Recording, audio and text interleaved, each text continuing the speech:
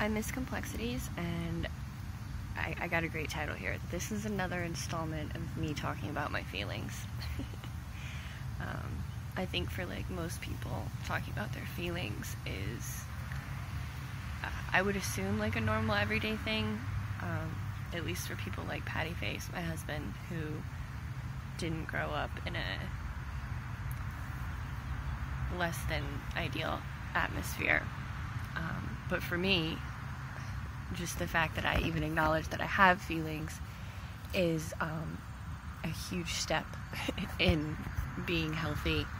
I mean, 5 years ago I refused to see the fact that I was as human, that I had emotions. I strived every moment of every day to pretend like I had none, to suppress them.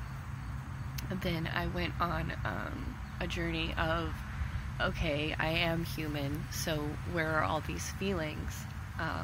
And that was probably like 2 or 3 years of just not feeling anything, being really dead inside.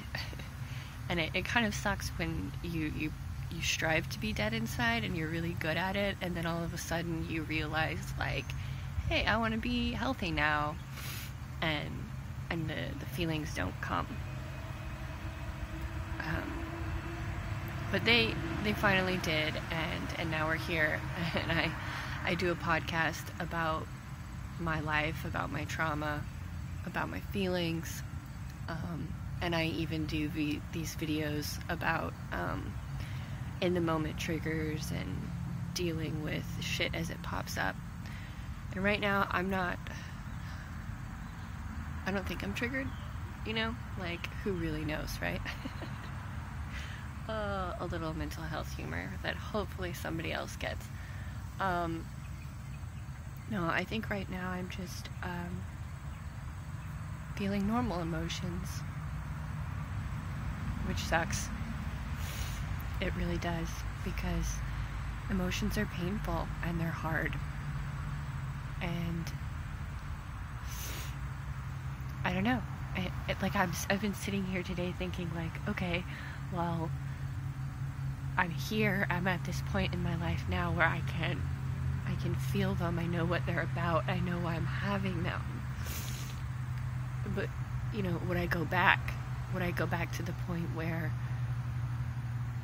I didn't feel emotions before I started all of this healing? And I don't think I would. I don't think I can, you know. I like connecting to what I'm feeling, even if it's painful. I think for years I went through trying to feel human, or not trying to feel human, but trying to feel alive, you know. Whenever you spend so long not connecting to yourself,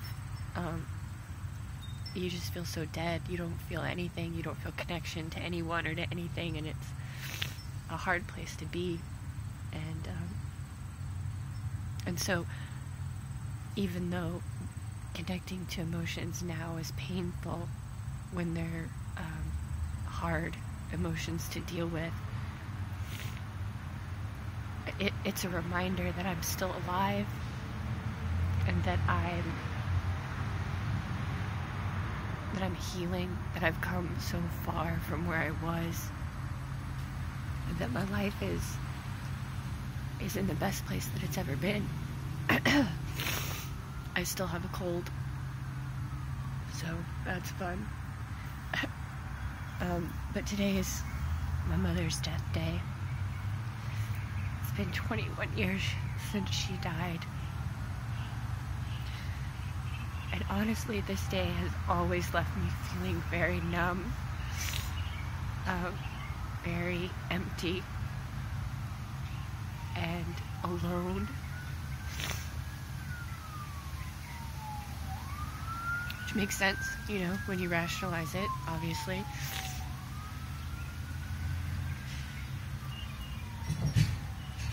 I don't know. What's the real point of me making this video? I'm not getting you through any of my triggers or giving you my advice on anything. I'm just telling you that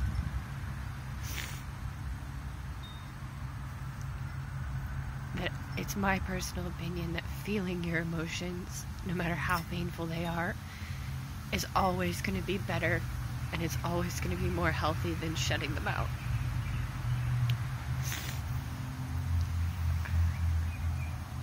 When I was a kid, I grew up believing that that crying was somehow wrong, that it made you weak. And I spent my entire life pretending like I didn't cry, pretending that I didn't have sadness. And that ultimately did make me not human, because being human is being able to cry. It's being able to feel your emotions and express your sadness. And I believe now that crying is one of the strongest things that people can do. I spent 25 years being afraid to cry in front of my friends and family, and even in front of myself. And now I get on a podcast and I cry all the time, and I make these trigger videos, and I cry in half of them, and I don't feel weak. I feel strong.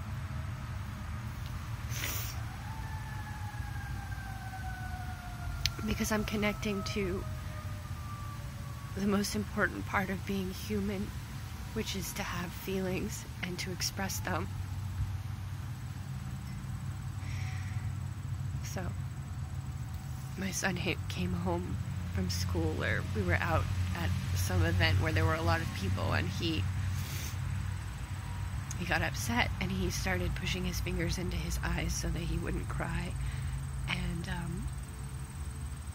And my heart just broke, because all of the work that we did, me and his father, to make him feel safe and secure and okay to show his feelings, had been undone by 1 year in public school.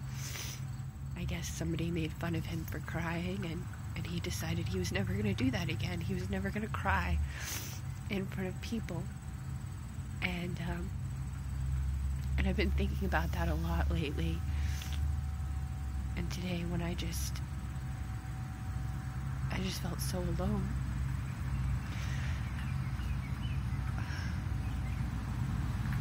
I think that's one of the main things that's wrong with us as people.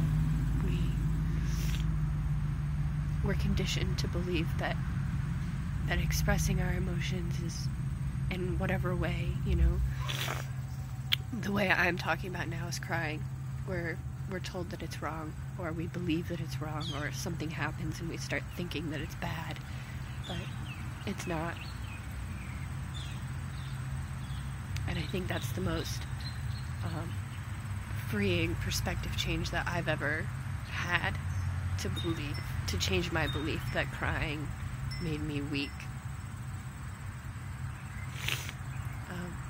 It doesn't. I don't feel weak. I feel much better, stronger, less alone.